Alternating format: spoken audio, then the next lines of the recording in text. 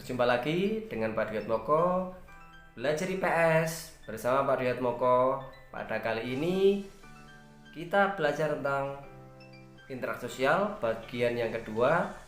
Pada bagian yang kedua ini kita fokus pada bentuk-bentuk interaksi sosial. Pada pertemuan sebelumnya kita belajar tentang pengertian dan syarat-syarat interaksi sosial. Namun sebelumnya kita awali dengan berdoa bersama sesuai dengan kepercayaan dan agama masing-masing.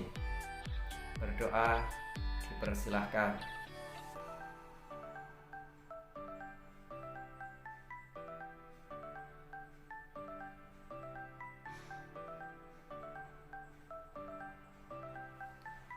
Selesai. Oke, kita lanjutkan untuk materi interaksi sosial bagian yang kedua, yang fokus pada bentuk-bentuk interaksi sosial. Tujuan dari pembelajaran kali ini adalah agar mengetahui tentang bentuk-bentuk interaksi sosial, baik itu asosiatif dan disosiatif, serta pengaruhnya dalam pembentukan lembaga sosial. Nah, coba sebelumnya buka buku yang sudah dimiliki atau buka sumber informasi yang lain yang menyangkut tentang asosiatif dan disosiatif. Apa itu asosiatif dan disosiatif? Nah, benar. Asosiatif itu cenderung menyatukan dan dis itu memecah. Jadi ada yang sifatnya mempersatukan, ada yang sifatnya memecahkan. Interaksi sosial yang berbentuk asosiatif itu lebih bersifat menyatukan atau menguatkan persatuan yang ada di antara pihak-pihak yang terlibat di dalamnya. Sedangkan interaksi sosial yang disosiatif itu lebih bersifat dapat memecah belah persatuan yang ada.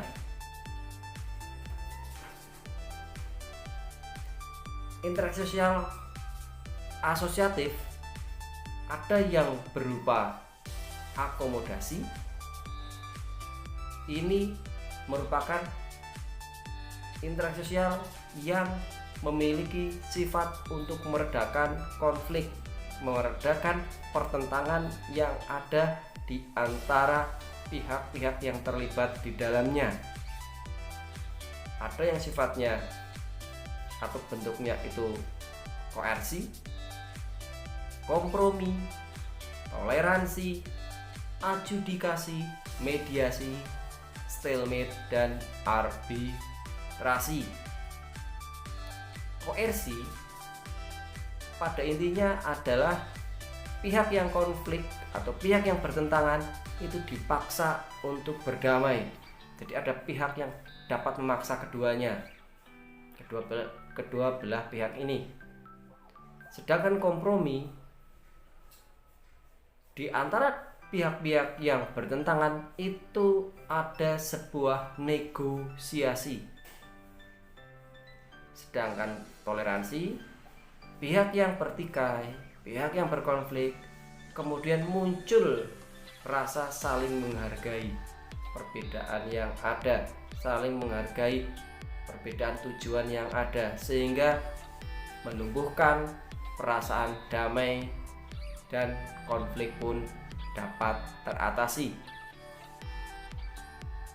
Untuk bentuk adjudikasi, ini peredaan konflik, peredaan pertentangan diselesaikan melalui meja pengadilan. Untuk bentuk yang mediasi, pihak yang bertentangan dipertemukan oleh pihak ketiga untuk kemudian diperdamaikan. Sedangkan stalemate, pihak yang bertentangan itu damai dengan sendirinya. Biasanya ini terjadi karena masing-masing pihak sudah kelelahan dalam berkonflik atau dalam hal pertentangan yang sudah memakan energi cukup banyak. Yang terakhir adalah arbitrasi. Arbitrasi ini pihak konflik damai melalui adanya media arbitrase atau penengah. Bentuk yang kedua selain dari akomodasi adalah kooperasi atau kerjasama. Bentuk asosiatif yang jenisnya kerjasama ini memiliki ciri berupa adanya tujuan bersama yang dapat dicapai oleh pihak-pihak yang ada. Jadi karena ada kesamaan tujuan, maka pihak-pihak yang ada kemudian saling bekerja sama untuk mewujudkannya, baik melalui cooperation, bargaining, berkoalisi, atau dengan joint venture. Bentuk asosiasi yang ketiga adalah akulturasi. Akulturasi dan asimilasi memiliki persamaan, yaitu sama-sama percampuran dua budaya. Namun ada perbedaan. Jika asimilasi percampuran dua budaya atau lebih, misalkan budaya A dan budaya B bercampur menjadi satu, menjadi budaya AB, artinya menjadi budaya baru, namun masih ada terlihat unsur-unsur pembentuknya. Sebagai contoh, budaya A bercampur dengan budaya B menjadi budaya AB. Di situ menjadi sebuah budaya yang baru, namun masih terlihat ada unsur A-nya dan ada unsur B-nya. Berbeda dengan asimilasi. Kalau asimilasi, budaya A dan budaya B bercampur menjadi satu, menjadi budaya C. Artinya sebuah budaya bercampur dengan budaya yang lain, membentuk budaya baru yang benar-benar beda dari unsur pembentuknya, sehingga sudah susah untuk terlihat.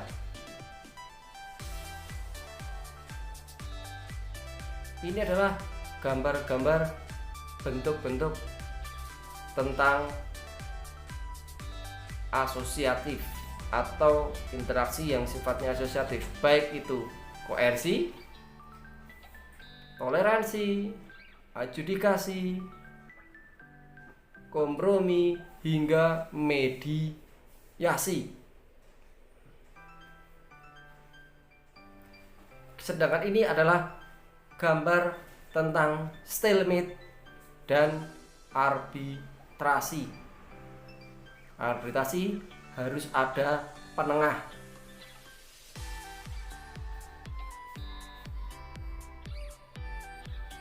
Kita lihat untuk interaksi disosiatif, yaitu interaksi sosial yang sifatnya memecah persatuan yang ada.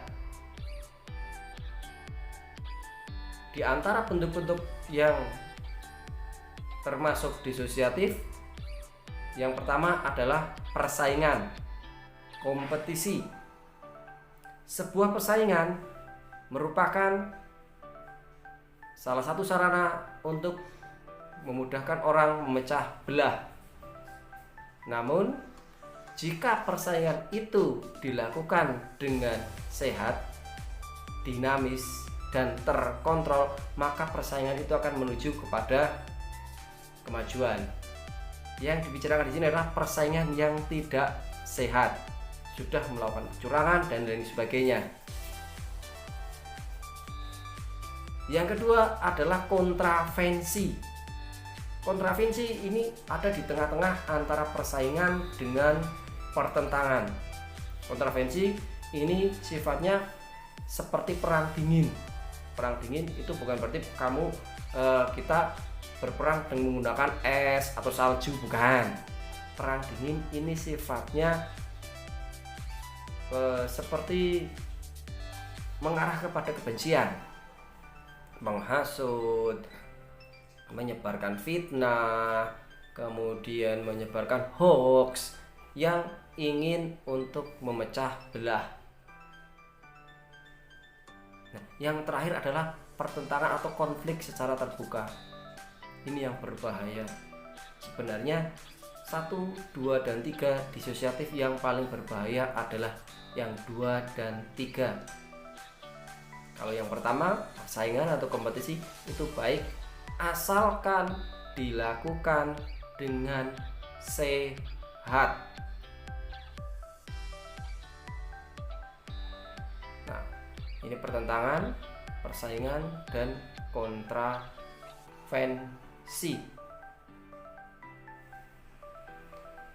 Apa sih pendorong sebuah interaksi sosial? Baik itu asosiatif, tapi kita utamakan adalah asosiatif ya, asosiatif maupun disosiatif. Pendorong interaksi sosial yang pertama adalah kesamaan, entah itu kesamaan agama, kesamaan tempat tinggal, kesamaan ideologis, kepentingan, hobi, kemudian ada sebuah rasa empati. Yang penting ada kesamaan, itu biasanya mendorong sebuah interaksi. Misalkan kamu tidak kenal seseorang di tempat yang asing, kamu sedang antri beli tiket, kemudian ada orang lain yang juga antri beli tiket. Nah, di sini ada kesamaan, yaitu kesamaan tujuan. Meskipun tidak kenal, biasanya menimbulkan sebuah interaksi, saling ngobrol, meskipun belum tahu namanya, belum tahu asalnya. Dari situlah pendorong interaksi, ada kesamaan kegiatan, ada hubungan tertentu. Interaksi sangat intens jika ada hubungan tertentu, baik itu hubungan keluarga, hubungan kerja, hubungan sebagai siswa, dan lain sebagainya. Pendorong yang ketiga adalah perasaan saling membutuhkan. Perasaan ini sangat penting dalam sebuah interaksi sosial. Yang keempat adalah intensitas pertemuan yang tinggi. Sering bertemu, sering bertegur sapa, itu juga mendorong sebuah interaksi sosial. Selain itu, orang-orang atau pihak-pihak yang berpikir terbuka, positive thinking, itu akan sangat mudah untuk berinteraksi dibandingkan dengan pihak yang menutup diri. Yang terakhir adalah adanya toleransi, menghargai perbedaan, bahwa perbedaan itu adalah sebuah karunia Tuhan yang Maha Kuasa. Itu dapat mendorong terjadinya interaksi sosial. Adapun penghambat interaksi, diantaranya ada hambatan ekologis. Misalkan ada pihak yang memandang sebuah status sosial, perbedaan status sosial membuat seseorang menjadi minder, atau bahkan sebaliknya menjadi angkuh kepada status sosial yang lain, sehingga interaksi sosial yang seharusnya terjadi menjadi terhambat, termasuk pendidikan, ideologis, ataupun kemampuan ekonomi. Yang kedua adalah hambatan antropologis. Perbedaan suku, bangsa, ras, dan bahasa itu kadang juga menghambat sebuah interaksi. Misalkan perbedaan bahasa, yang pihak yang satu menggunakan bahasa A, yang pihak yang kedua menggunakan bahasa B, tanpa ada interlingua atau bahasa penghubungnya, maka akan kesulitan terjadi interaksi. Meskipun masih bisa digunakan interaksi isyarat, namun itu sifatnya terbatas. Yang ketiga adalah hambatan psikologis. Kondisi psikologis seseorang itu juga mempengaruhi adanya interaksi. Kondisi psikologis yang emosional, introvert, mudah tersinggung, ataupun terganggu kesehatan mentalnya itu sangat mengganggu atau menghambat terjadinya interaksi sosial. Yang terakhir adalah hambatan ekologis. Sebuah hubungan sosial, interaksi sosial dapat terganggu adanya gangguan cuaca, letak, kemudian kondisi lingkungan yang ada.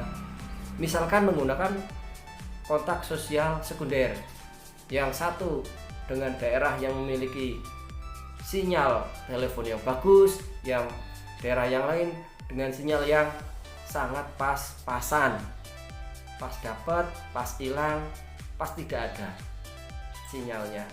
Nah, itu juga mengganggu. Akibat hubungan sosial ada yang sifatnya positif, ada yang sifatnya negatif. Yang sifatnya positif, interaksi sosial atau hubungan sosial itu mendorong kemajuan. Daerah yang A berhubungan dengan daerah yang B termasuk manusianya. Daerah yang A lebih maju, maka daerah yang B akan terdorong untuk maju pula, sehingga saling seimbang, saling ada alih teknologi. Kemudian mempererat persahabatan, keharmonisan, munculnya demokrasi dan toleransi, sehingga terjadi pembagian kerja, serta mendorong pembentukan lembaga-lembaga sosial. Ini merupakan bentuk-bentuk atau dampak dari interaksi hubungan sosial yang sifatnya positif. Namun ada pula yang sifatnya negatif. Biasanya persaingan, kontravensi, jika tidak di manajemen atau dikelola dengan baik, diredakan pada sedini mungkin, dapat menimbulkan pertentangan yang lebih jauh. Sehingga persaingan yang tadi saya utarakan, persaingan bagus apabila dilakukan secara sehat.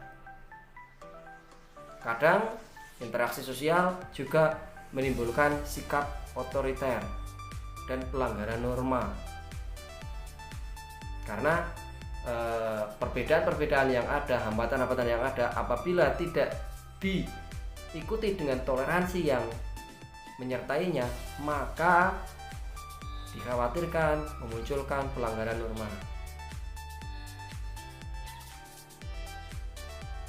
Wujud interaksi diantaranya melakukan imitasi, meniru, kemudian identifikasi, adanya rasa sugesti, percaya antara pihak yang satu dengan pihak lain, saling percaya, kemudian ada rasa simpati, dan yang paling bagus adalah rasa empati. Artinya pihak yang satu ikut peduli dan ikut merasakan apa yang dirasakan oleh pihak yang lain, sehingga keterikatan, persahabatan, dan keharmonisan akan semakin meningkat. Nah, untuk latihan, kita tahu keragaman suku bangsa di Indonesia adalah aset sekaligus modal bagi pembangunan yang ada. Coba kamu tuliskan 3 usaha untuk meningkatkan persatuan dan kesatuan bangsa, serta 3 usaha perdamaian jika terjadi pertentangan. Kalian boleh menyertakan contoh yang ada di sekeliling kalian. Tetap semangat untuk berlatih. Semoga yang singkat ini dapat membantu kita dalam belajar. Tetap sehat, tetap semangat, rajin beribadah. sukses bersama kita.